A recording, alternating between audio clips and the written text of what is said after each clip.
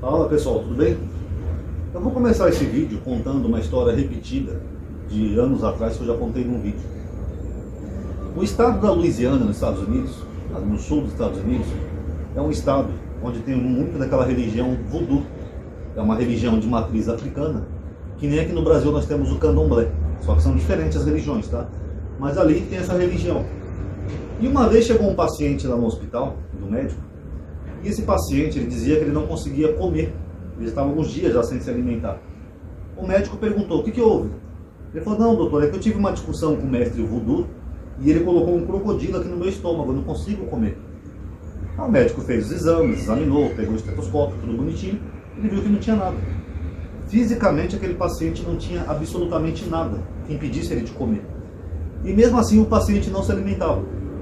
Aí o que esse médico fez? Ele chegou lá um dia com um balde, com um vidrinho de remédio.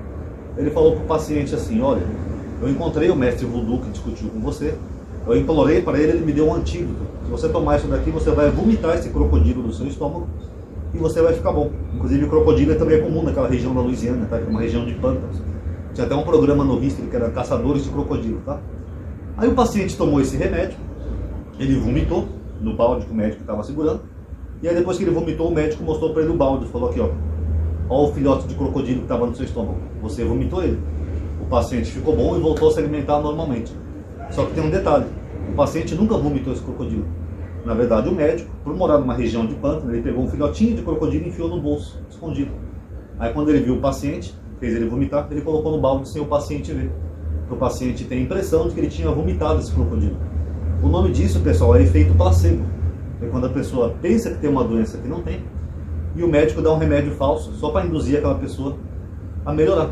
Porque se a doença é psicológica, a cura também pode ser psicológica. Isso é usado até hoje em hospitais. Quando vai, por exemplo, um hipocondríaco que acha que tem uma doença que não tem, o médico dá um remédio falso. Às vezes é só uma pílulazinha de farinha com açúcar, né? Farinha com água, sei lá. O paciente, por achar que aquele remédio é um remédio bom, poderosíssimo, um tarja preta, o paciente se cura e melhora, porque ele não tinha doença. É basicamente isso que acontece. E esse efeito placebo, pessoal, ele é muito explorado e usado por igrejas. Por isso que eu estou fazendo esse vídeo, porque me perguntaram o que eu achava das curas em algumas igrejas. Porque muitas vezes as pessoas vão na igreja, às vezes elas não têm uma doença de verdade. Que nem para uma vez uma senhora foi na igreja, ela tinha uma vida ociosa em casa, sedentária, né? Não fazia nada. Aí ela foi na igreja, só de participar daquele rito de levanta, ergue os braços, pula para Jesus, não sei o quê. O sangue volta a circular, a pessoa está interagindo com outras pessoas, o corpo injeta um pouco de adrenalina no corpo, a pessoa se sente bem, se sente melhor. Mas não é nada espiritual, ali é basicamente os movimentos de uma pessoa que tinha uma vida sedentária, que fez aquela pessoa ter um pouco mais de atividade, ela se sentiu melhor. Mas por estar num ambiente religioso, a pessoa atribui isso à fé, a Deus. Ah, Jesus me curou, eu estava que eu não conseguia levantar da cama, eu fui na igreja, hoje eu estou ótima. É claro que não foi o fato dela ter ido na igreja. Se ela tivesse ido num terreiro, numa mesquita, ou até, sei lá, numa biblioteca, ela ia ter a mesma sensação. Mas por estar num ambiente religioso, a pessoa acredita que aquilo ali foi algo sobrenatural. E o mesmo acontece, pessoal, com coisas mais sérias. Que nem uma vez, quando eu estava no meu grupo do WhatsApp, a gente estava falando de drogas uma vez. E vários membros do meu grupo já tiveram contato, fizeram uso de drogas, e eles conseguiram se livrar sem nada. Teve até um lá que falou assim, eu decidi parar, cara, eu usava de tudo que você imaginar. Um belo dia eu decidi parar, parei de usar droga. Teve um outro que é porque casou, teve filho, falou, para de usar essas merdas aí, parou de usar. Por quê? Porque é possível a pessoa conseguir se livrar de um vício se ela quiser. É possível, não estou dizendo que é um padrão ou uma regra, tá pessoal? Que a dependência química ela é muito forte em algumas pessoas, mas estou dizendo que é possível para algumas pessoas, só para não me interpretarem mal aqui no vídeo. E como que as igrejas exploram isso? Às vezes é um rapaz lá, por exemplo, com uma dependência química numa igreja, e a igreja faz todo aquele processo psicológico na cabeça do rapaz. Você vai parar de usar essas drogas em nome de Jesus. Isso vira quase que um mantra. Mantra, para quem não sabe, é comum em algumas religiões, principalmente religiões orientais, e parece que alguns muçulmanos também usam mantra, que eu vi uma vez num programa. Eu vi uma vez um programa chamado OS, um programa do SBT de cadeia, que o muçulmano ele deu um mantra para o rapaz. Eu não vou usar mais violência, eu não vou usar mais violência, eu não vou usar mais violência. Ele falou, repete isso 1000 vezes por dia. Porque aí ele mesmo vai se auto-hipnotizando, ele vai se doutrinando a sua mente para ele não usar mais violência, porque está tudo na mente. E é mais ou menos isso que algumas igrejas fazem. A pessoa vai lá na igreja, o pastor fala para você mesmo, eu não vou mais usar droga em nome de Jesus. Aquilo vira um mantra. Eu não vou mais usar droga, eu não vou mais usar droga, eu não vou mais usar droga. Até que a pessoa consegue reorganizar as ideias, recondicionar o cérebro e a pessoa para de usar droga. Agora, é um fenômeno sobrenatural? Não. Mas só que a pessoa acredita que é e a pessoa acaba ficando presa àquela denominação e religião por causa disso. Como tem até aqui no YouTube, né, pessoas assim, não vou citar nomes para não ser antiético, mas a pessoa acredita que foi Jesus que tirou ela do vício das drogas.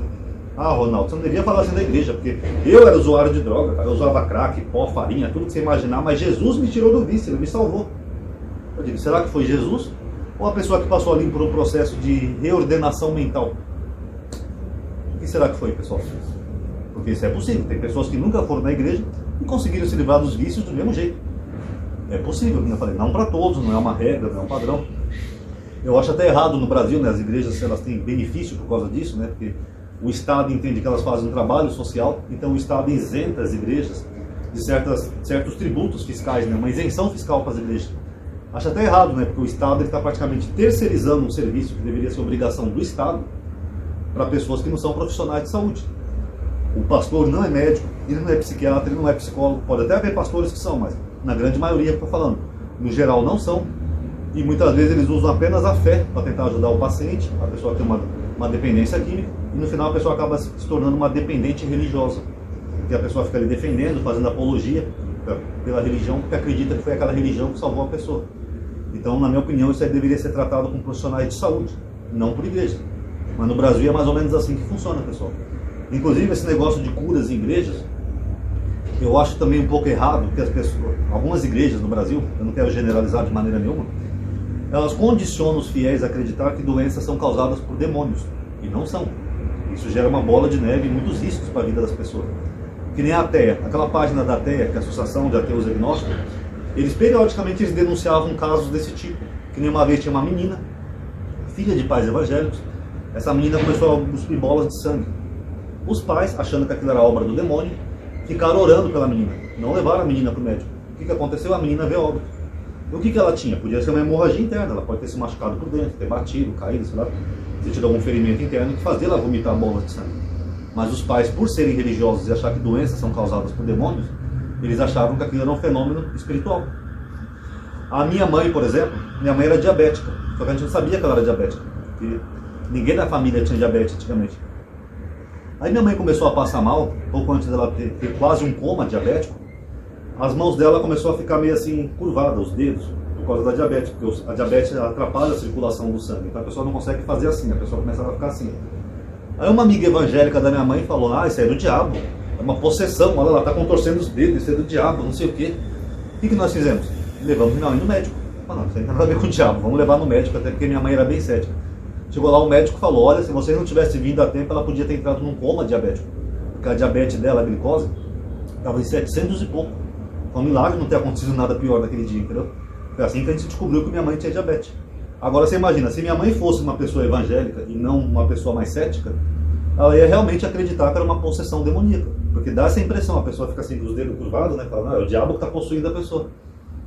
Vocês estão entendendo? E é meramente uma doença humana, diabetes, excesso de açúcar no sangue.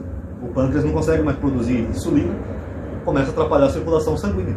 É uma coisa bem humana até. Então eu acho muito perigoso as igrejas fazerem esse papel de curandeiras no Brasil. Se a pessoa tem uma fé religiosa e acredita que pode alcançar uma cura através da fé, eu não tenho nada contra. A pessoa fazer uma promessa, pedir para Jesus, orar no seu quarto, como o próprio Jesus mandou, não tem nada contra. Mas a partir do momento que você condiciona isso como uma regra, olha, se você está doente, ora que Jesus vai te curar. Isso pode ser perigoso de muitas maneiras que vocês imaginam. Como nesses exemplos que eu dei para vocês, que a pessoa pode ter uma doença física, uma enfermidade causada por um vírus, por uma bactéria, por uma falha do organismo, uma insuficiência de algum órgão, e a pessoa realmente acreditar que é uma possessão demoníaca. Aí a pessoa deixa de procurar os cuidados médicos para poder buscar cuidados espirituais, tendo que não tem nada a ver uma coisa com a outra. Tá bom, pessoal? Então eu estou fazendo esse vídeo aqui só para responder um comentário que eu recebi no WhatsApp, uma pergunta, para expor para vocês como que eu enxergo essas curas espirituais de igrejas. Para mim isso é meramente isso. É um estado de adrenalina, um estado de bem-estar que faz a pessoa acreditar que está curada. Mas acreditar que está curado e ser curado não é a mesma coisa. Eu vou dar só um último exemplo para vocês real que aconteceu na história do Brasil. Teve no Brasil um famoso, era médium, não sei o que ele era um cara místico chamado Uri Geller. Ele entortava colheres, fazia uns negócios com a mente meio doida, assim. Ele era um charlatão, mas ele dizia que fazia essas coisas e dizia que curava as pessoas. E o Uri Geller, ele fazia uso da hipnose. Inclusive, uma curiosidade, ele era judeu, para quem não sabe, né? Esse pilantra. Mas enfim, ele fazia uso da hipnose. Aí a filha do presidente da República, do Juscelino Kubitschek, ela estava sofrendo, acho que era de um tipo de câncer. Se eu estiver enganado da doença dela, vocês me desculpam, tá? Mas eu tenho quase certeza que era câncer que ela tinha. E ela procurou esse famoso médium para tentar se curar, porque ele dizia que curava as pessoas. Ele fez algumas sessões com ela se sentiu ótima. Ô, gente, tô curada. Tá? Não tinha dor, não tinha mal-estar, não tinha nada. Voltou para casa. Alguns dias depois ela faleceu. Do que ela faleceu? Do câncer. Por quê? Porque na verdade ele não curou ela. Ele só hipnotizou ela para ela não sentir os sintomas das dores do câncer. Sabe quando você faz uma hipnose na pessoa? A hipnose é possível. A hipnose você pode fazer a pessoa comer uma cebola pensando que é uma maçã. Porque está tudo aqui, ó, na mente. Foi exatamente o que ele fez. Ele hipnotizou ela. Você não vai sentir mais dor, você não vai sentir mais mal-estar, você não vai sentir mais nada. E ela parou de sentir. Mas o fato dela não sentir esses sintomas não significava que ela estava curada, porque a doença ainda estava lá matando ela. Então ela, tô ótima, tô bem, não sinto mais dor, não estou vomitando, não sinto mal-estar, tô ótima. Alguns dias depois ela morreu. Vocês estão entendendo? Achar que está curado e estar curado não é a mesma coisa. E isso também acontece muito em igrejas. Eu acho até perigoso isso, porque igrejas atribuem doenças a demônio. Então a pessoa fica naquele efeito placebo. Ela acha que está curada de algum mal, mas algumas vezes não está. Como já aconteceu em alguns casos. Uma vez um membro do meu grupo falou para mim que a mãe dele faleceu de câncer, porque ela se recusou a fazer um tratamento médico por causa da igreja. E ela realmente, em dados momentos, achava que estava curada. Ah, eu estou curada, estou ótima, estou maravilhosa. Mas ela não estava curada. Aconteceu com ela parecido com esse caso aí do Uri Geller. Ela estava ali sob um efeito placebo, causada por uma fé religiosa, e a pessoa achava que estava bem. Nossa, eu estou bem, cada dia eu amanheço melhor. Ó. Hoje eu estou até lavando roupa, estou lavando louça, eu estou bem. Mas a pessoa não estava bem. Era só um efeito psicológico, placebo. Tá? Então, pessoal, quem tem sua fé e está assistindo esse vídeo tenha, quem vai em igreja vai, não tem nada contra a fé religiosa de ninguém, apesar de algumas pessoas acharem que eu sou anticristo. Sigam sua fé religiosa, mas respeitem esse lado da ciência. Quando você ou alguém da sua família estiver se sentindo mal, procure um médico. Tá? Jesus não vai mandar você para o inferno se você procurar um médico, até porque, segundo a Bíblia, Lucas era médico. Paulo escreveu, meu amado amigo Lucas, o médico. Então a medicina é importante, pessoal, tá?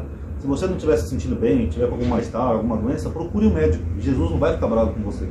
Ah, Ronaldo, mas eu acho que Jesus vai me curar. Pode orar à vontade, mas siga aquilo que o médico falou primeiro. Aí se você, junto com o tratamento médico, quiser usar a fé, beleza. Mas não substitua uma coisa pela outra.